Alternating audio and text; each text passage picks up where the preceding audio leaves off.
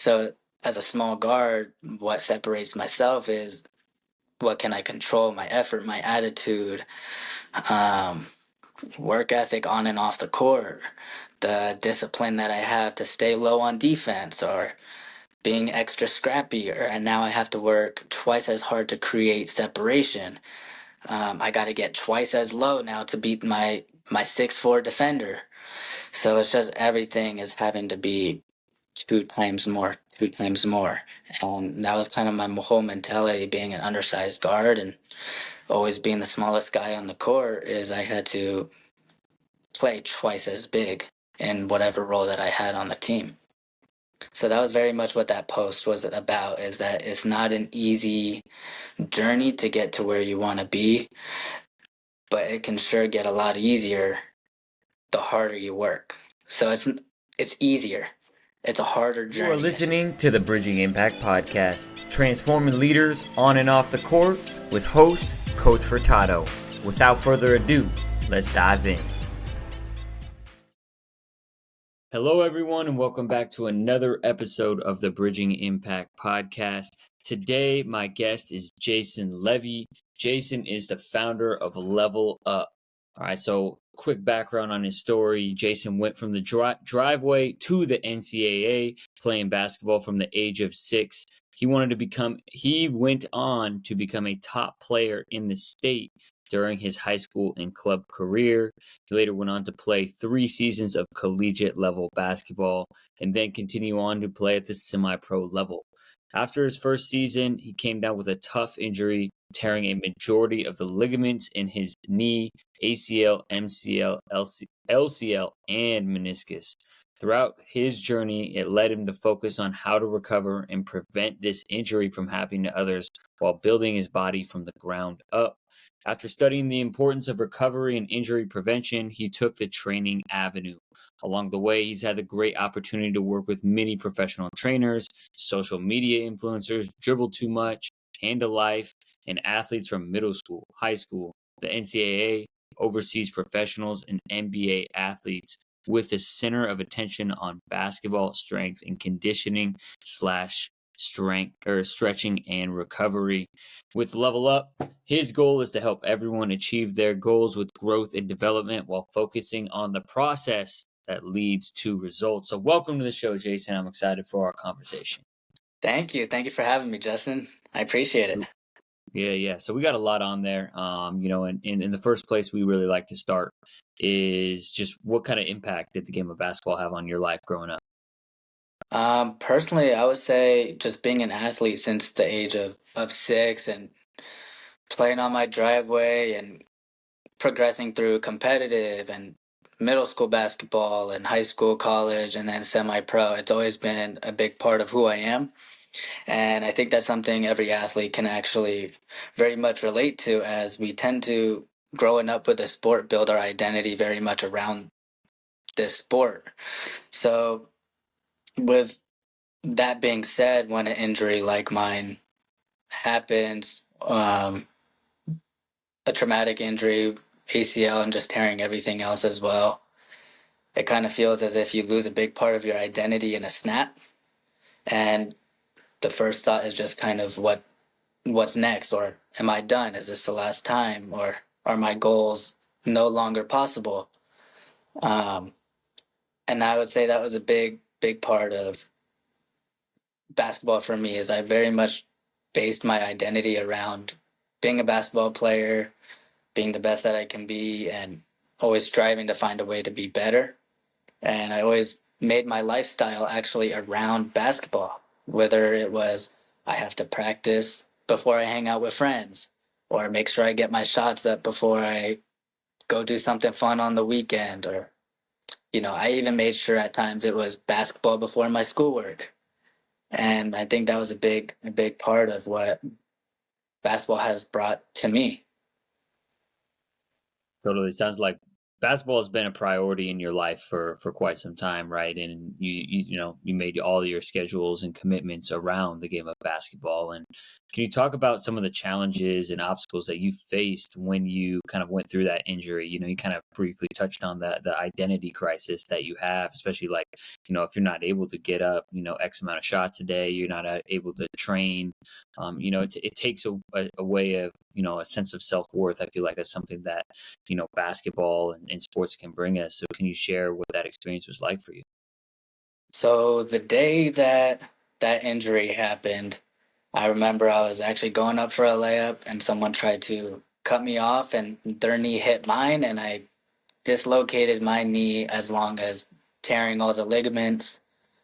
Um, and I remember when that first happened, I was kind of on the ground looking at my teammates like I'm done. And I told my teammates, I remember they were just like looking over me. I was like, guys, I'm done. I'm done. Like, go get help. Like, I'm just done. I can't. And the first thought was that I just lost the game of basketball. Like, I can't play. And I knew something was very much wrong. But with that process, it was 5 weeks until I was able to have surgery. So I was in a wheelchair and crutches for 5 weeks while everything was still torn.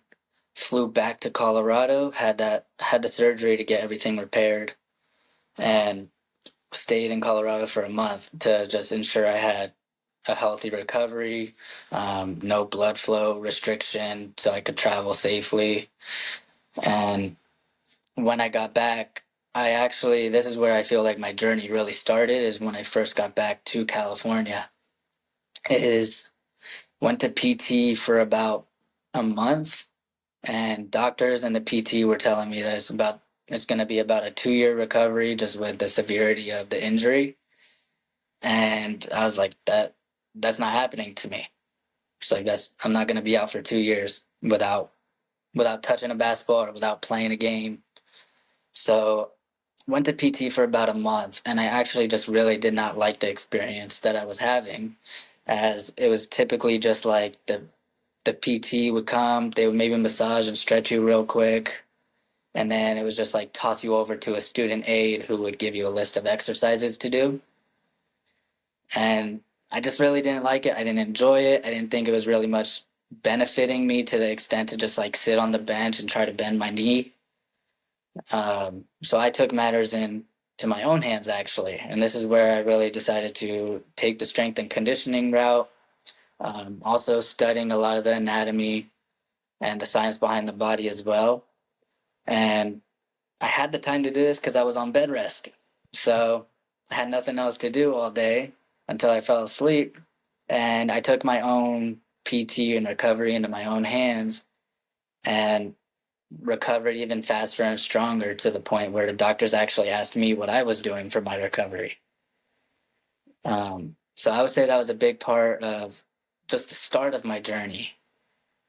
From there, I do feel the injury itself was very, very humbling. Um, just you don't really realize what you have until you lose it. And that's anything from the game of basketball to also just being physically healthy with legs that work or knees that can move, arms that can move. And you don't really realize that until it's snatched away, and how dramatic your life can really change just with an injury, even. Um, so it's just very humbling to the point where I couldn't walk for 2 months. Um, I had to relearn how to walk, relearn how to jog, stand on one leg, run, step differently, or land, and all the movements that do come with the sport of basketball. But even more daily life, I couldn't even do that. So I had to baby crawl around the house. I had to try and slide on my butt to get to the kitchen to the living room and try to push myself back up onto the couch, slide down the stairs. So I would just say the injury itself is much more than basketball, but it's more that it really impacts your lifestyle, and even more your mentality and your mental aspect. Yeah. That's challenging, right? And I feel like it totally shocks your entire system and everything you know about life, right? Like you're talking about that kind of awakening, right? In the sense of, like you can't do all the basic functions like walk and go to the kitchen and make yourself some toast, right? You're like, crab walking there, doing whatever you can to get in, and then like you have to like everything takes a little bit longer, and it sounds like that was a catalyst for your growth.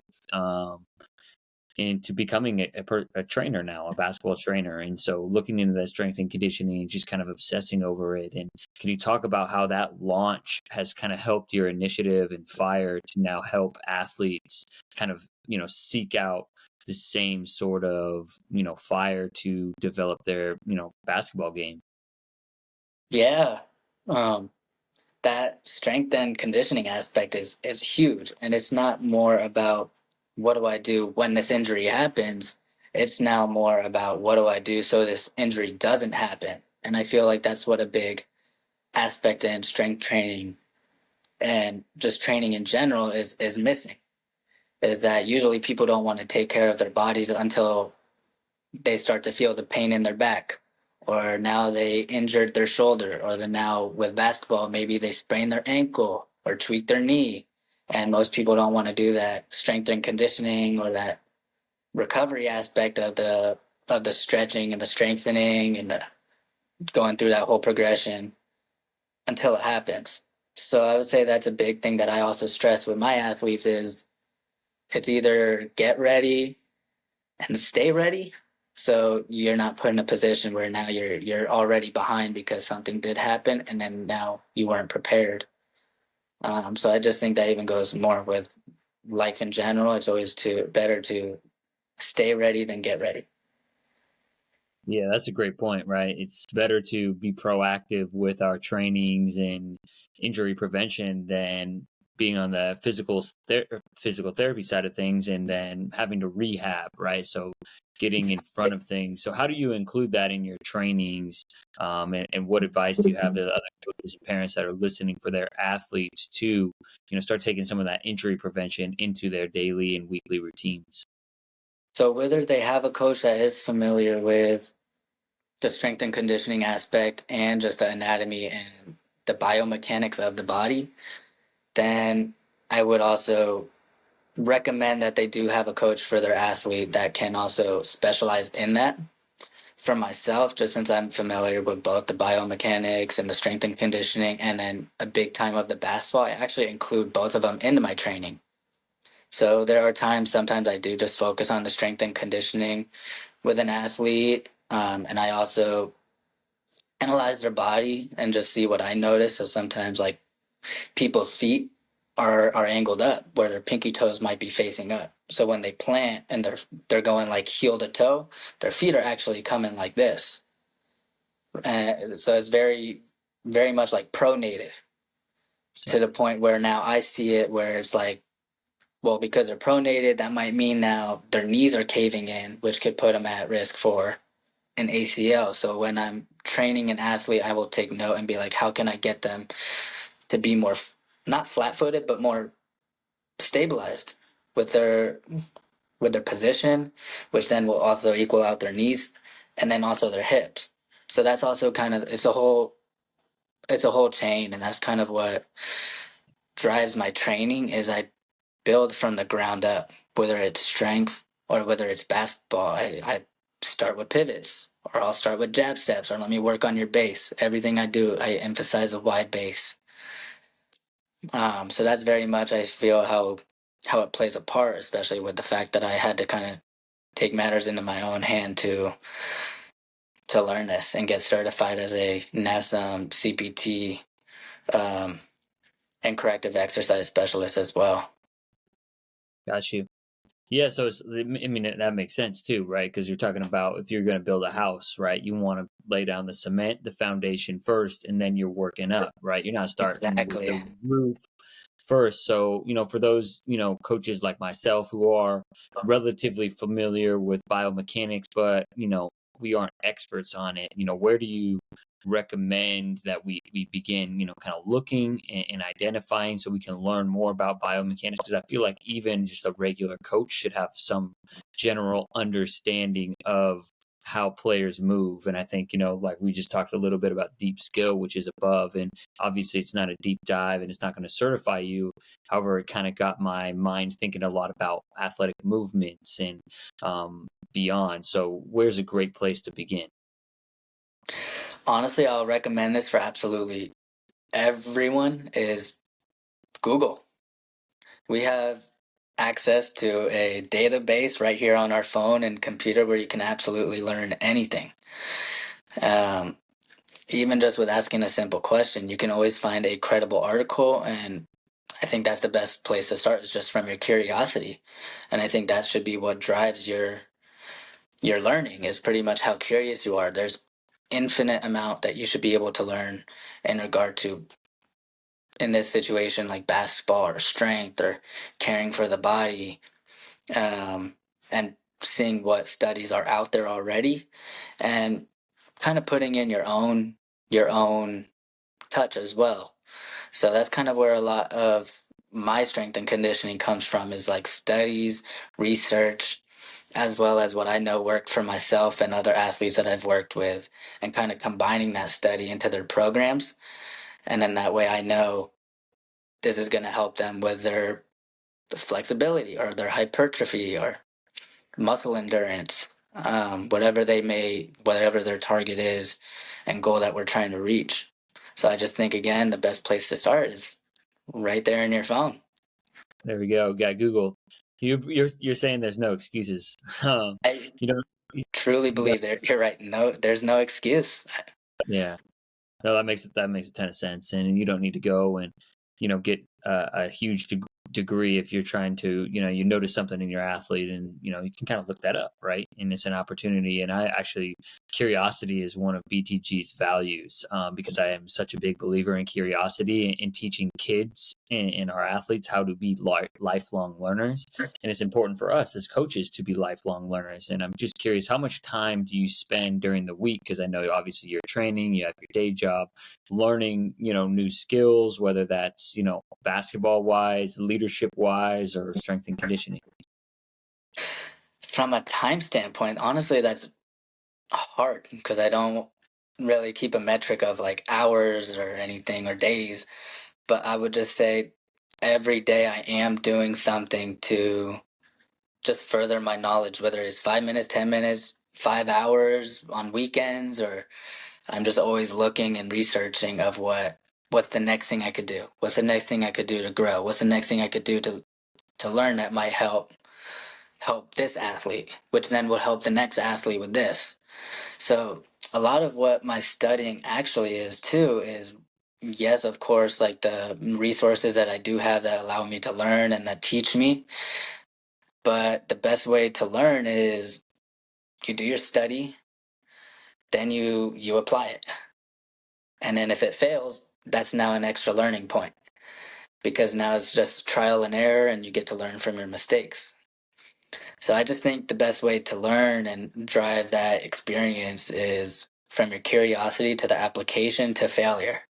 And then you rerun that cycle and now you're again better prepared for the next situation. Or you could make those minor tweaks that now you're like, that doesn't work, but this will. So I think that's a big thing that drives my learning from a time standpoint. Infinite. I'm always trying to learn. I love that. Yeah, just trying to get 1% better each day. I think one thing that I'm, kind of, I guess, obsessing over and really curious about is I'm really curious about like unlocking talent and unlocking potential. So Nice. talent code right now. Greatness isn't born, it's grown, right? So you're literally talking about that right now. You're talking about learning and growing, right? we could be coaches and we could say, this is what we know, and this is how we're going to coach for the rest of our lives. And me and you probably both know coaches that coach like that. However, I feel like, one of the things that I'm hearing from you is that you're choosing that every single day I'm going to try and learn and get something, apply something a little bit new to that. Can you talk about Level Up LA and how it started? And obviously, it sounds like this principle of getting 1% better and leveling up every time you probably work with an athlete, each time you connect with them. Can you talk about how it started and how these principles, how you practice these principles with your athletes? Totally. So Level Up LA actually started just with me training the neighborhood kids and from where I grew up.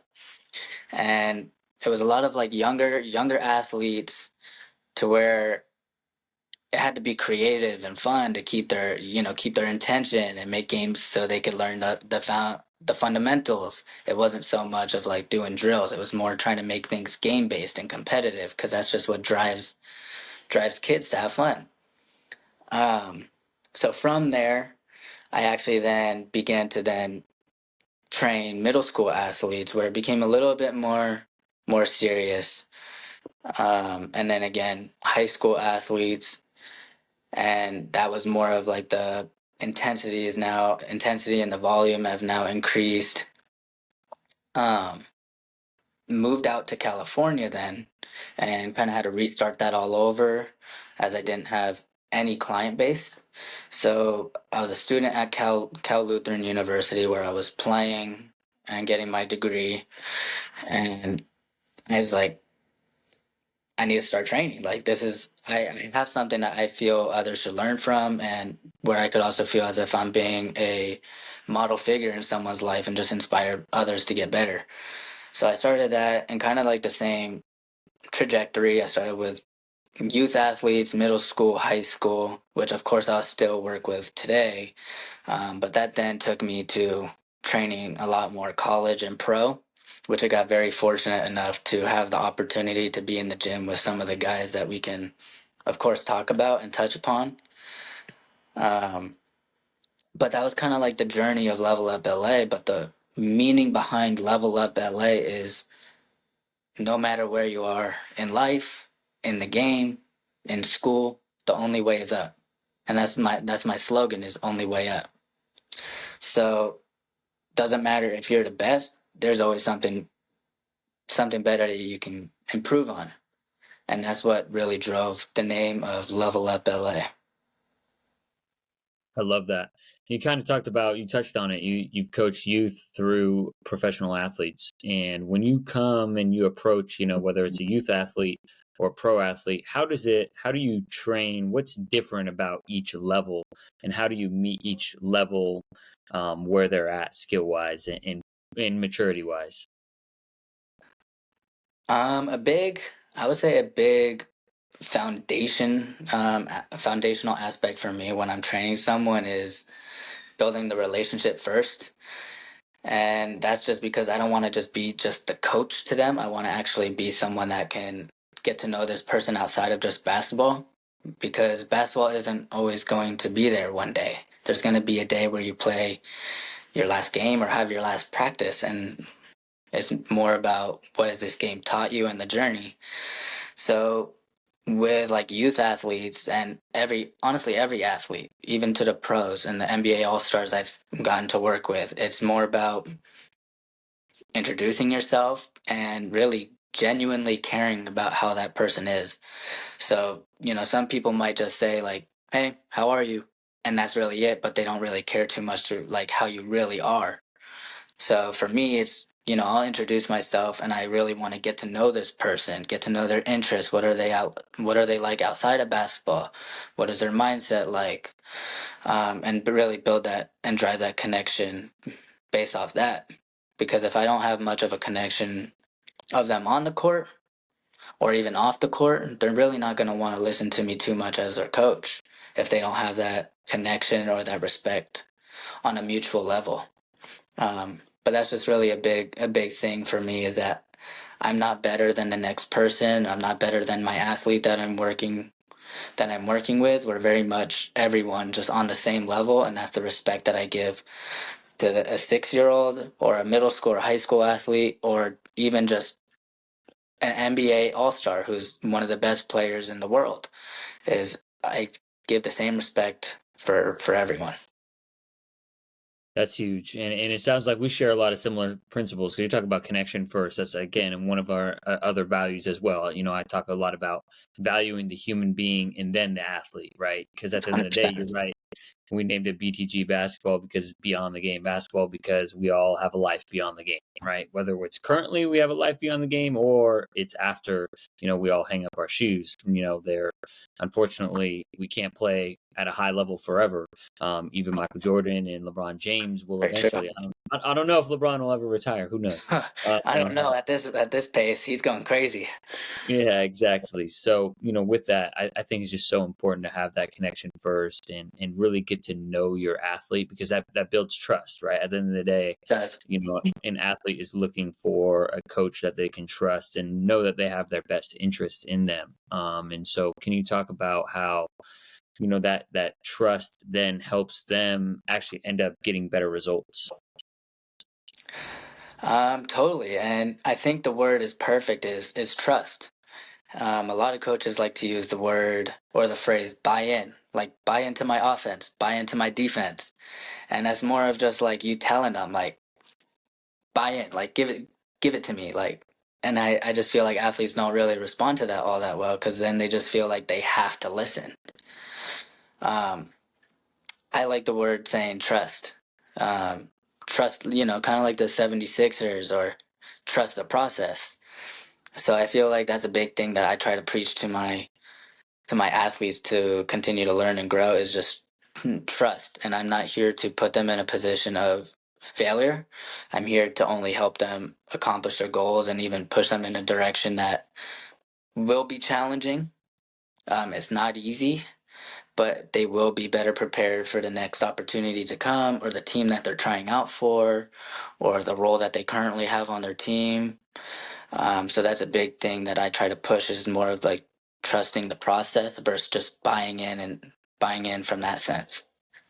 Right. And I think the process is a really interesting point, because we all, like, we actually met through social media, and to talk about connection first, right? We actually like met at a LA Sparks I know, that game was crazy. where it's like, yo, are you Coach Furtado? I'm like, yo, Jason, yeah, so like it's so cool just from that connection, right? And then kind of getting to that point of, you know, one of the things is we think about, because it's such social media is so important, and I actually think it's a good thing and a bad thing right at the same time. Yeah. And everyone wants results right now, right? But you're just talking about trusting the process, and you have 7 years of experience in being in here, and probably watching certain athletes develop quicker and some athletes develop slower.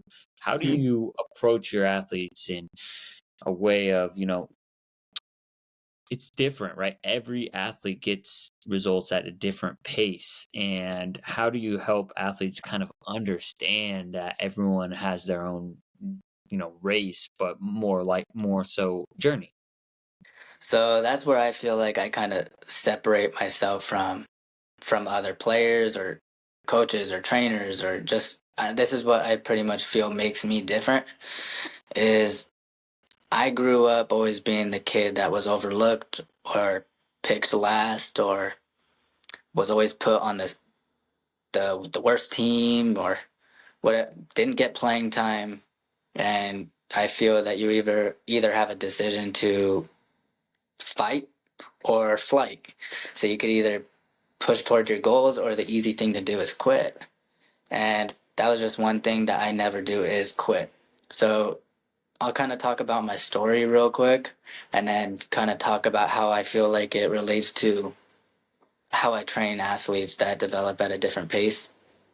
So pretty much like mentioned, always grew up being the kid that was picked last, put on the worst team, told I can't do it, or I'm not big enough, fast enough, athletic enough, or not skilled enough. And that happened ever since I could actually remember. It happened in middle school. I wasn't put on the best team, told I wasn't good enough. I got to high school and actually played pretty well my freshman, junior year, but my or my freshman sophomore year. My junior year actually came, and I was told I'm going to be the next top prospect for varsity of my high school. And they're like, you're the point guard and shooting guard we need. We need your speed, your quickness. We need like your scoring ability. Um, well, those tryouts came, and I honestly played very well and killed it. And then when it was time to find out what team I was, I went to go put my jersey away in the equipment locker room, and I had the door shut behind me with the three coaches following me into the locker room. And I kind of turned around and was caught off guard, and they were like, "Sit down." So I'm like, "Oh, okay, okay." Like, and I'm just kind of confused. Like, I'm just like, "What's going on?" And they just laid it all out on me, and they were like, "F you, you're a cocky son of a, you're a mother effer. I wouldn't pick you either. You're not good enough. You don't belong here. You don't play like one of us." And I'm like, "What is going on?" And they were just laying it all out me. And it was the varsity coach, it was the varsity assistant, and it was the JV coach. So, and they were all just kind of dogpiling on me. So pretty much at the end of that talk, I don't even want to say it was much of a talk, but they told me to leave, and they told me to leave the school. And I was like, "What? Okay, like that's weird telling me to leave the school at this point." So I just remember very clearly I asked the question, "Where do you want me to go? You pick." And they're like, "Go to Englewood or Littleton? You should go to Littleton." And I was like, "Deal, I will." So the very next day, got my transfer papers, and I put them in and submitted them to Littleton High School in Colorado. Reached out to the coach from there and sent a clip that I had of me playing in the game, and he was like, "Yeah, come to our practice. Like, let's see this." I get there, and he was like, "Holy crap!" He's like, "They told you to leave," and I was like, "Well, I'm here now, so I'm not leaving." So pretty much right then, had to sit on my junior year just with transfer rules. I couldn't play. But my senior year came, and this is where it kind of switched up. Is I went from getting cut, um, having all the negative things kind of placed against me, to becoming a top player in the state of Colorado the very next season. And I remember seeing my old high school coaches that just told me to leave in the stands at my high school game watching me. And they were like, "What? Like, that is insane." So I think it's just all drives from my mindset, but that's very much how I train my athletes. Um, but fast forwarding, got recruited to college, played played in college, but when at the end of that last season, we had our end of season meetings, and that coach pretty much said the same thing that I was told in high school, that I'm not a good player. He said, "You're not fast, you're not athletic, you can't dribble, you can't shoot, you can't play defense." And I'm like, "Coach, you're just saying I suck at basketball at this point." He's like, "Yeah, you do." And I was like, "Really?" He's like, "Yeah, like I don't want you anymore." And I was like, "You know what? I can't do this." I was like, "But I'm gonna prove you wrong." And he was like, "How you gonna do that?" And I said, "Just watch." I was like, "I'm gonna come back." And that following season is then when I began to make the jump to play semi-pro, where it was playing against a lot of like overseas pros, NBA G League, um, current pros, or players trying to get back into the league. Um, so a very wide variety of professional athletes. And I made that jump, and he was very much surprised, and that was kind of like the end of my journey where I stopped playing college and made that transition. But this is very much how I train my athletes, from a sense that I was the best player, I was the worst player, I was always had the odds placed against me and told I couldn't do it.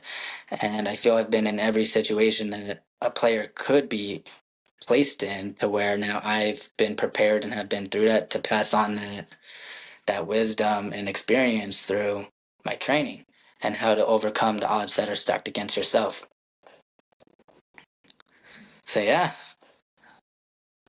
That's a pretty wild story, and obviously, I could ask, kind of the easy questions in terms of, I'm sure those experiences were motivating. But I think one of the things that we can kind of take away from this is, it could have been really, really easy for you to hang up your shoes when not one, but two groups of coaches told you that you should hang it up. And the persistence that you had through their, kind of negative and trying to bring you down. And, I think I commented on your Instagram post today, which I maybe follow up on here, is Yeah. you were persistent on it, right? And what do you think really drove you through it? Like, why did you want to continue sticking with it even though everyone was telling you can't? At the end of the day, I believe in myself. And I knew that the hard work and the time and effort that I've put into it and just my drive and vision that I've had for my future oversaw what any coach or any authoritative figure that maybe saw against me or didn't see the potential that I saw in myself. So I feel that's a very big thing, is at the end of the day, you have to be you have to be your biggest fan, your biggest supporter, and your biggest motivator to accomplish your goals. And there's going to be times where coaches or teammates or even parents are going to actually place that negativity on you, and it's really up to you to either take it or leave it, and continue to push towards your vision. That's huge. And with that, one of the things that, you posted today, and is obviously it's a hot topic within our own basketball community, is, everyone no, I'm not going to say everyone, everyone, a lot of people, a lot of athletes expect or want, I would say want to play college basketball. You have played college basketball. Yes.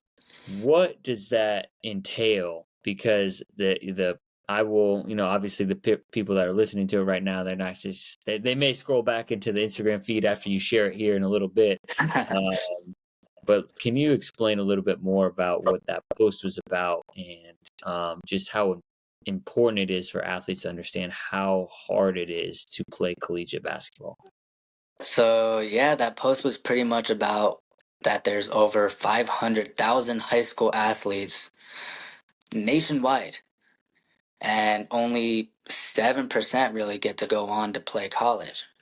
So it's really just a numbers game. Thinking about it, is that 500, 7%, you obviously want to be a player that contributes on your team, gets playing time. So the percentage is very small. Out of that 7%, only about like 3% really get to go D1. So it just continues to get smaller and smaller, and then the rest follows with D2, D3, NAIA, JUCO. So the numbers are just very much stacked against yourself. On top of that, the average height of a male collegiate basketball player is 6'4", and I'm 5'8". So the dude's almost a whole foot taller than me. But with that being said, it's not easy, and the numbers are stacked against yourself. So being a small guard or a smaller athlete, or someone who maybe isn't getting the same amount of looks as a teammate or a competitor or a top recruit, you have to work twice as hard, but it's also you have to work twice as smart. So as a small guard, what separates myself is what can I control, my effort, my attitude, um, work ethic on and off the court, the discipline that I have to stay low on defense, or being extra scrappier. And now I have to work twice as hard to create separation. I got to get twice as low now to beat my 6'4" defender. So it's just everything is having to be two times more, two times more. And that was kind of my whole mentality, being an undersized guard and always being the smallest guy on the court, is I had to play twice as big in whatever role that I had on the team. So that was very much what that post was about, is that it's not an easy journey to get to where you want to be, but it can sure get a lot easier the harder you work. So it's easier. It's a harder journey, I should say, but your results will come. And do you think working twice as hard has now helped you as a trainer and as a business owner? 1000%.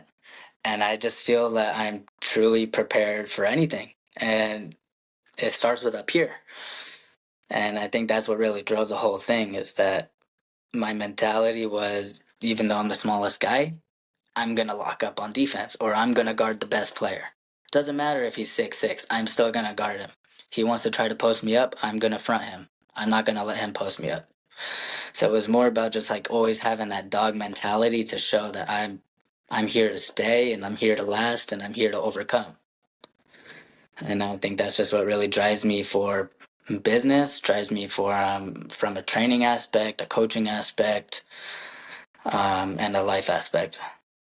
Yeah, I love that. Got to be feisty, and we're underestimated, right? I have a similar story. I think you went a little bit further in terms of basketball career, but it's just I feel like I'm grateful that I got cut because it drove me, and it's the reason I probably am a coach and understand the game so well today, because I knew that my athleticism wasn't going to get me by. It was going to be my intelligence of the game and understanding, and so that's kind of a big reason why I am where I am today. And it sounds like it's a similar story for you. And as we wrap up this podcast, I think obviously I have the question of who is this NBA All-Star? Are you allowed to share this information? I could And share. So you can share um, it. I've had the opportunity to work with Chris Paul, Zach Levine. Um, who else am I blanking on? I've been in the gym with Harry Giles. Um, Honestly, the list can go on to where DeMar DeRozan, Chris Paul and DeMar DeRozan were the two biggest NBA All-Stars that I've gotten to work with, that are obviously some of the best players in the world and have played for Team USA, um, gold medalist. So it's just huge to be given that opportunity, that I've been the one to help these athletes along their journey, even if it was just for a summer prior to me getting hurt, but pass on at least my tips and tricks and my training methods and my IQ, to help make these athletes better.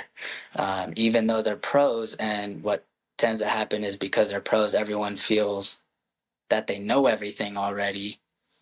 However, they don't. They're humans too. There's always something that they could do better, as they're not perfect in their role. There's always something with like either of those all stars. I'll just use them as examples, but like with Chris Paul, we were working a ton on his passing, obviously, because he's very much like a get in the paint and kick, or getting to his mid range. And a lot of our trainings were designed about him getting to his spots, coming off of screens and attacking his spots. Or there's a lot of little details that he does so well that make him such an effective player as an undersized guard, but even an assist leader in the world and the league. Whereas DeMar DeRozan, he's not very much a drill based player. Like, you want to put him in drills, it's not like where he thrives. He's a very much like read and react kind of player. So it's more about giving him the structure and letting him play out of that structure to where now he's going to find his shot, or that's where he's going to get to his mid range and hit you with that pump fake, let you jump and hit, go into you or go rise up above you for his midi. So it was very much knowing knowing the play styles of these players. And I think that very much drives what you should do with all of your athletes from mostly high school and up, is that everyone has their own play style. It's about how can we make them thrive in their role and their play style to make them an effective basketball player. But yeah, Yeah. those are some opportunities that I've had to work with, and that was with the NBA trainer Dribble Too Much, for also giving me the opportunity to bring me on to train these athletes with him. So very much thankful for that, as it opened up doors for me and more experience and more knowledge and IQ to also ask these players questions I've never would have been able to ask anyone else, or even I'm trying to think of the best way to put it, but from growing up, from being a kid growing up and watching these players from Chris Paul on the Hornets, uh, or DeMar DeRozan on the Raptors, like years and years ago, to just seeing them on TV, to them being in the gym with them, and seeing how they've also grown and developed in their 10, 15 plus years in the league is very much like a opportunity that I'm thankful for, to even kind of have that dream become a reality, and just even be like, I've been a part of their journey. Dude, it's just, I feel like, very much crazy to say. That's a true full circle moment right there. Couldn't have said it better. That's so cool. So yeah, where can people find and connect with you if they really enjoy this conversation and want to continue the conversation, maybe even want to get some work in? Yeah, so my Instagram is LvlUp.LA, LvlUp.LA. Yeah, I post all of my content on there. You can find all of my resources on there, whether it's my website. Obviously, you can find my Instagram profile from the username. But I also have my knee program that I myself created, that I used during my ACL recovery, that really helped me thrive with coming back to the game and overcoming that injury. So I think that's very much where you can find me on Instagram. You can DM me anytime. I respond to absolutely everyone. My phone number is even on there, so if you even wanted to text me or call me, I answer absolutely everyone, as I just want to be a valuable resource for anyone that has questions. And yeah. Awesome. Well, so much. I appreciate your time. Got a page of notes here, and I value our connection. I look forward to continuing the conversation. Of course. Let's definitely try to figure out a way that we could continue to work together and build together, and maybe even combine BTG and Level Up. Yes, sir. Listening to this episode of the Bridging Impact podcast. We'd love it if you would like, subscribe, leave a comment and a review on whatever platform you're on. It's the best way to help us grow. We appreciate you for doing that. We'll shout you out on social media. I'd also love if you connected with me on social media. Let me know your thoughts. And this is why I do it. I want to share knowledge and wisdom from experienced leaders to people like yourself and myself, so we can have this dialogue and move forward, make an impact on the world. So stay tuned, stay subscribed. Cheers.